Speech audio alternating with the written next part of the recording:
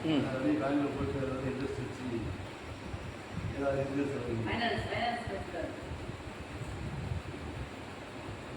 அப்படி எவ்வளோ பேர் பேங்கில் போட்டு இன்னைக்கு இன்ட்ரெஸ்ட்டை வாங்கி சாப்பிட்டுட்டு இருக்காங்க? நீ சத்தியமாக செய்ய மாட்டேன். இப்போ வேணா சொல்லுவேன்,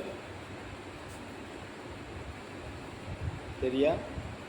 முதல்ல என்ன பண்ணுவேன், நமக்கு தனியாக ஒரு வீடு வேணும்னு வீடு கட்டணும். இரு, நான் இனி சொல்ல விட்டு நீ இதுக்கு நான் சொல்லிடுறேன். 1 கோடி ரூபா இருக்குல்ல, ஒரு 20 லட்ச ரூபாயில் ஒரு வீட்டை கட்டிக்குவோம்னு சொல்லி வீட்டை ஆரம்பிப்பேன். வீட்டு கட்டி முடிக்கும் போகும்போது அங்கே 50 லட்ச ரூபா காலியாயிரும் வீட்டில். ஏன்னா வீடு நீ போட்ட பிளானில் வீடு கட்ட மாட்டேன். வானம் தோண்டும் போது ஒருத்தன் வருவான், கட்டுறதே கட்டுற எதுக்கு பிடிச்சி 2 ரூபா போட்டுக்கிட்டு இருக்க, 3 ரூபா போடுமா. கொத்தனார் வந்து அவர் ஒரு ஐடியா சொல்லுவார், 3 ரூம் மாத்திரம் தானே இருக்குது, முன்னாடி ஒரு போர்ச்சுகல் போட வேண்டியதானே பாரு. அப்போது அந்த எஸ்டிமேட்டு 50,000 ரூபா அதில் போயிடும், சரியா? அது முடிஞ்ச உடனே உன் மகன் காலேஜுக்கு படிக்கிற இடத்துக்கு வந்துடுவான். நம்மகிட்ட தான் காசு இருக்குல்ல, புள்ள டாக்டருக்கோ எனத்துக்காவது படிக்கட்டுமே அப்படின்னு. சரி, எப்படி நீ பேங்கில் போட்டு சாப்பிடுவ சொல்லு சாமி, சொல்லு. மகனை படிக்க வைக்க வேண்டாம், வீட்டை கட்ட வேண்டாம்னு சொன்னால் நீ பேங்கில் போட்டு சாப்பிட்லாம்.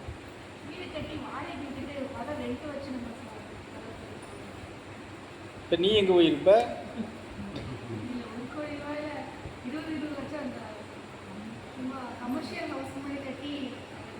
கட்ட மாட்டில்ல, நீ கமர்ஷியல் வீடு மாதிரி கட்ட மாட்டில்ல.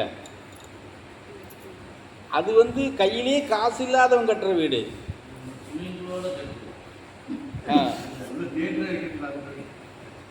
புரியுதா நான் சொல்றது?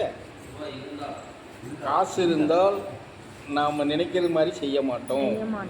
அது ஒரு படி அதிகமாக வேற மாதிரி போயிடும், ஆடம்பரமாக செஞ்சு அந்த காசை காலி பண்ணிட்டு. எவ்வளோ பேர் ரியல் எஸ்டேட்டுங்கிற பேரில் சொந்த நல்லா விளையிற நிலத்தை விற்று, ஆமாம் அந்த விவசாயம் பார்த்து நம்ம என்ன சாப்பிட போகிறோம், விற்று கையில் வச்சுட்டு சாப்பிடலான்னு விற்று இன்றைக்கி காசுக்கு காசும் பாழாக்கி நிலத்துக்கு நிலமும் போய் இன்றைக்கி ரோட்டில் இருக்கிறவங்க எவ்வளோ பேர் தெரியுறாங்க தெரியுமா?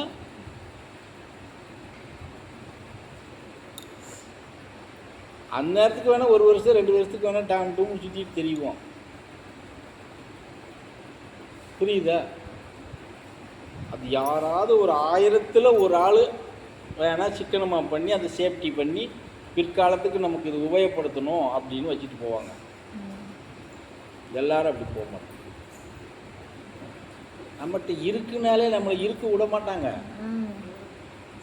நம்மளை சுற்றி இருக்கிறவங்க இருக்க விட மாட்டாங்க. அதே எப்படி அவங்களுக்கு வயிறு வெடிச்சு போகாதா? 5000 10,000 வீட்டில் இருந்தாலே நமக்கு வச்சிருக்க விட மாட்டாங்க. நீங்கள் கோடிக்கணக்கில் வச்சுட்டு அப்படியே வச்சு வட்டியை வாங்கி சாப்பிடுவீங்களாக்கும்.